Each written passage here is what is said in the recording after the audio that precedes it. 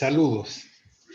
Por petición de un grupo de estudiantes de la Maestría en Innovación Curricular del BPA, me dispongo a tratar ciertos tópicos de lingüística, como por ejemplo la pragmática y el signo. Soy el profesor Johnny Betancourt. Empecemos por conocer un poco quién fue Ferdinand de Saussure. Ferdinand de Saussure fue un lingüista suizo nacido en Ginebra en 1857 y falleció en Morges en 1913. Se le conoce como el padre de la lingüística estructural del siglo XX y fue fundador de la gramática estructural. Inició la escuela de Ginebra dentro de las llamadas escuelas estructuralistas. Dentro de los aportes de Saussure a la lingüística, enunció la dicotomía lengua y habla. Hizo la definición del signo lingüístico. Hizo la distinción entre sincronía y diacronía de la lengua. También nos habló de la dicotomía lingüística interna y lingüística externa. Y postuló las bases de la teoría estructuralista del lenguaje. El signo lingüístico. Para Saussure, el signo lingüístico estaba relacionado con las palabras. Definió la lingüística como la ciencia que estudia estos signos verbales y la incluyó dentro de una ciencia más general que se ocupa de la totalidad de los signos en la vida social, la semiología. Por ello, sus conceptos fueron aplicados luego a la reflexión sobre los distintos tipos de signos.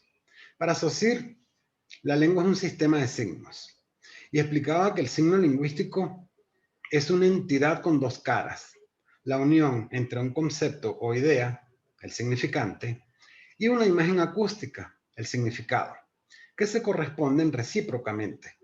La imagen acústica no es el sonido, sino la representación mental de la cadena de sonidos que se corresponden con un determinado concepto. Por ejemplo, si uno piensa en el sonido de una palabra, solo piensa en el sonido, sin pronunciarla, no hay sonido físico, pero sí una imagen acústica. El signo lingüístico es un ente social, es un sistema para expresar sentimientos, comunicar ideas, necesidades. La comunicación toda tiene que ver y está envuelta de signos.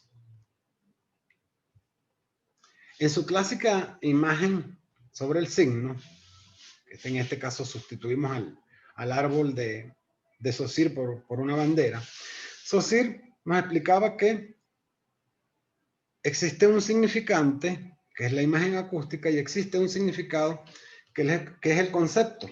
En el caso del significante, esta imagen acústica se representa por una cadena de sonidos, de manera que el significante puede ser la forma, el sonido o las letras.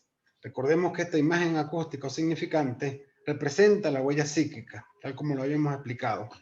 Y el significado es la imagen mental, es el objeto, es el concepto o idea que se forma en nuestra mente.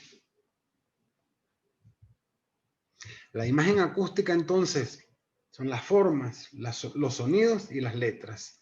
Y la imagen mental es el concepto o idea. Lengua y habla. Para Saussure, esta dicotomía, lengua y habla, fue muy importante. Saussure decía que el lenguaje es la capacidad humana y universal para expresar sentimientos y pensamientos a través de los signos.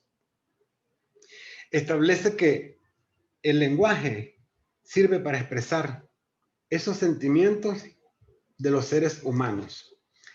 Y justamente explica que a través de los signos expresamos esos sentimientos y esos pensamientos, de manera que para Saussure, nosotros los seres humanos tenemos una capacidad natural implícita para usar el lenguaje. Nacemos ya con la capacidad del lenguaje. En este punto plantea su dicotomía en la que muestra que el lenguaje no es más que la conjunción de la lengua y el habla.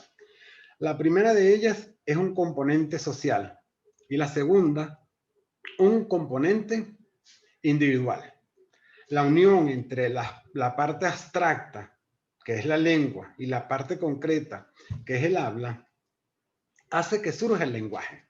Por tanto, aunque ambas se puedan estudiar por separado, deberán darse a la vez para que haya lenguaje. Dicho de otro modo, si no existe habla y lengua, no puede existir lenguaje alguno. Ahora bien, la lengua. La lengua es un sistema abstracto y cultural. Independientemente de la voluntad de los hablantes, está compuesto por signos. Es decir, a pesar de que los hablantes no quieran, todo lenguaje es un sistema creado culturalmente y abstracto, con unos signos propios. Así, la lengua sirve para expresar ideas a sus hablantes, usando sus estructuras mentales. Por tanto, atendiendo a sus teorías, podemos decir que la lengua tiene ciertas características. Por ejemplo, en primer lugar, la lengua es social, ya que es una representación compartida y común por una comunidad hablante. Es decir, la lengua es un conocimiento que se comparte y se conoce por toda una comunidad hablante. Debido a que se trata de un conocimiento que se encuentra dentro de los hablantes, en sus estructuras mentales, y se trata de un conocimiento concreto y no abstracto, se denomina la lengua como psíquica. Esto hace que la lengua sea pasiva, ya que la información que ya tiene el hablante es transformada mediante procesos mentales involuntarios. La lengua es un sistema de signos en el que tan solo será necesaria la unión de un concepto con su imagen acústica, de manera que podría decirse que la lengua es homogénea. En cuanto a la dicotomía lengua y habla, tenemos que el lenguaje es un sistema de signos lingüísticos que sirven para comunicarse. Por ejemplo, la escritura, los sonidos, las señales, por ejemplo, el alfabeto Morse, las señales de tráfico, los gestos, etc. La lengua es el sistema, la estructura, es social, institucional.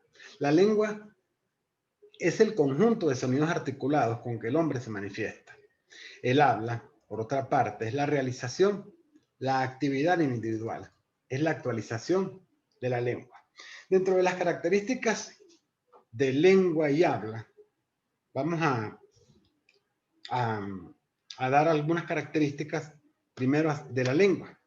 Podremos decir que la lengua es teórica, la lengua es psíquica, es un código lingüístico, es un conjunto de signos lingüísticos, es de uso social y es estable. Mientras que el habla es práctica, es psicofisiológica, es el uso del código, es la realización de la lengua, es de uso individual y es variable. Dentro de las características del signo lingüístico tenemos que el signo lingüístico es arbitrario, que tiene linealidad y que es mutable y a la vez inmutable. Con arbitrariedad vamos a expresar que el signo lingüístico es inmotivado. El signo lingüístico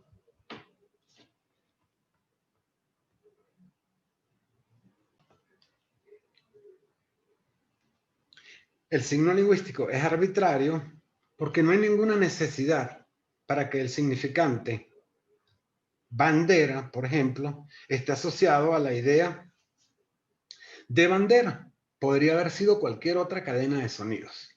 De hecho, en otros idiomas no se corresponde este significante. En español tenemos el significante bandera y en inglés, por ejemplo, tenemos el significante flag, F-L-A-G. De manera que la primera característica del signo es que es arbitrario. No tiene una relación el significante, ninguna relación el significante con el significado. El lenguaje es, además, lineal. ¿Por qué es lineal? El lenguaje es lineal porque va en una cadena sucesiva de sonidos o fonemas. Además, el lenguaje es mutable e inmutable. Mutable desde el punto de vista diacrónico e inmutable desde el punto de vista sincrónico. Es mutable desde el punto de vista diacrónico porque puede cambiar a través del tiempo. Recordemos, por ejemplo, que el español que hoy hablamos no se parece en nada al español que se hablaba en el siglo XVIII, XIX. Y por otro lado, es inmutable, esto desde el punto de vista de la sincronía, porque no cambia con el tiempo, pero no cambia con el tiempo el sistema como tal. O sea, el sistema y sus elementos se mantienen estables. En cuanto al replanteamiento del signo lingüístico, veámoslo desde su forma natural. En la antigüedad, el hombre conocía, por ejemplo, la luz solamente natural. El hombre de la antigüedad, antes del invento del fuego, conocía la luz solo porque salía el sol. Pero a medida que el hombre fue evolucionando y descubrió el fuego, ya el concepto de luz cambia, porque no solamente es el sol, ya puedo representar la luz con el fuego, y luego viene el invento de la vela, luego puedo representar la luz con una vela. Pero para el hombre moderno, podría ser, este signo podría ser el sol, la vela, pero también la electricidad. Entonces, de esta manera vemos cómo, de manera diacrónica, un signo puede cambiar su significado. Con el tiempo, el lenguaje evoluciona y los signos cambian. Otra forma de replanteamiento del signo lingüístico es a través de las teorías. Por ejemplo, Gilbert y Ullmann, en su reconcepción del signo susuriano a través del triángulo de Ogden y Richards, nos dicen que para que exista la significación, no basta con el elemento externo significante, ni con la cosa referida, externa a su vez, imposibles de conectarse por sí solos. Ya vemos acá un nuevo elemento. Alrededor del signo hay al menos 4 elementos para estos autores. Elementos materiales externos de la expresión, como los sonidos, elementos no materiales psíquicos de la expresión, como la imagen acústica, elementos no materiales psíquicos del contenido, como el concepto, y los elementos materiales externos del contenido, la cosa, el objeto. Charles Peirce, lingüista norteamericano, nacido en 1839 y murió en 1914, hizo estudios muy significativos sobre el signo en el ámbito social. Veamos la concepción triádica del signo desde estos dos triángulos. El triángulo de Ogden y Richards y el triángulo de Peirce. Como vemos en el triángulo de Ogden y Richards, tenemos la imagen acústica por un lado, la imagen mental por el otro, y el objeto real. En esto difiere de Saussure. Mientras, para Charles Peirce, también hay otros elementos. Está el referente, que es el objeto, está el representamen, signo significante, y está el interpretamen. El signo, según Peirce, es conocido como representamen. El signo representa o refiere algo en algún aspecto o carácter. Se dirige a alguien. Esto es, crea en la mente de esa persona un signo equivalente o tal vez un signo aún más desarrollado. Este signo creado es lo que el autor llama el interpretante del primer signo.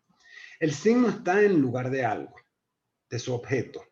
Está en lugar de ese objeto, no en todos los aspectos, sino solo con referencia a una suerte de idea que a veces llama el fundamento del representante. A diferencia de Saussure, a Peirce no le preocupaba el funcionamiento de la lengua. Su preocupación era más general, ya que le interesaba cómo el hombre conoce la realidad. La semiótica, que para él debía constituir el marco de referencia para cualquier investigación, permitiría indagar en la relación que el hombre establece con el mundo. Según Peirce, un signo es algo que está para que alguien, en lugar de otra cosa, en algún aspecto o carácter. Como vemos, no hay nada que lleve a algo a ser un signo. Cualquier cosa puede serlo, siempre que se establezca la relación. Está para alguien en lugar de otra cosa. El signo es, entonces, la relación, no la entidad.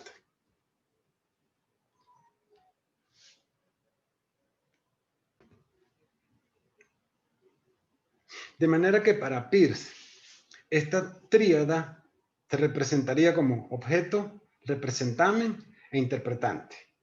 Para él, el objeto es la porción de la realidad a la que se accede a través del signo. El representamen, que corresponde al signo, es la representación de algo. El mundo simbólico, el representamen es el aspecto del objeto que podemos conocer, nunca el objeto real. Y finalmente el interpretante se relaciona con los conocimientos y saberes de una cultura. El signo puede ser signo de otro interpretante.